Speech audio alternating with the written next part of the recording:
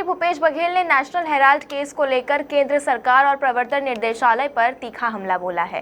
रायपुर में ईडी कार्यालय के बाहर आयोजित कांग्रेस के विरोध प्रदर्शन में शामिल होकर उन्होंने कहा कि ये पूरा मामला कांग्रेस को दबाने और कांग्रेसियों को बदनाम करने की सुनियोजित साजिश है। उन्होंने स्पष्ट किया कि नेशनल हेराल्ड किसी प्रकार का व्यावसायिक उद्यम या मुनाफा कमाने का जरिया नहीं था, बल्कि ये एक विचारधारा और पत्रकारिता का प्रतीक है।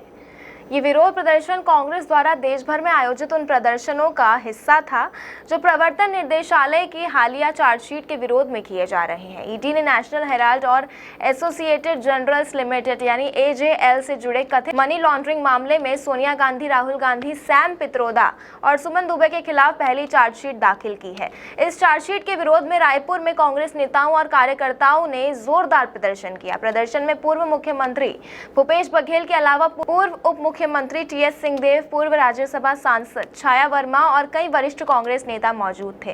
प्रदर्शन के दौरान भूपेश बघेल ने केंद्र सरकार पर सीधा आरोप लगाते हुए कहा कि ये कार्रवाई एक सोची समझी रणनीति का हिस्सा है, जिसका उद्देश्य कांग्रेस का आर्थिक रूप से कमजोर करना है और जनता के बीच उसकी छवि को धूमिल करना है। उन्होंने कहा कि कांग्रेस इन राजनीतिक हमलों से डरने वाली नहीं है, बल्कि पहले से अधिक मजबूती से जनता के मुद्दों को साथ खड़ी है। वहीं प्रदर्शन से पहले पूर्व उप मुख्यमंत्री टीएस सिंहदेव ने भी मीडिया से बातचीत में केंद्र सरकार और ईडी की भूमिका पर सवाल खड़े किए हैं।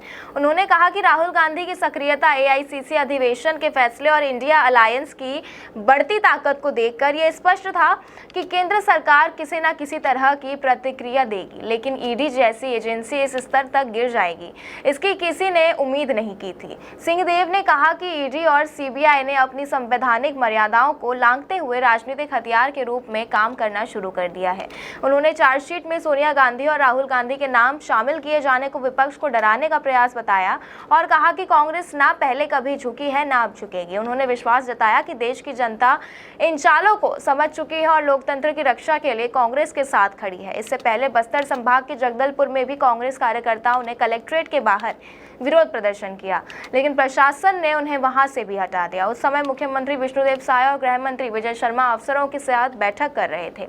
उसी दौरान एनएसयूआई कार्यकर्ताओं ने काले झंडे दिखाते हुए प्रदर्शन किया, जिसे पुलिस ने तुरंत नियंत्रित कर लिया।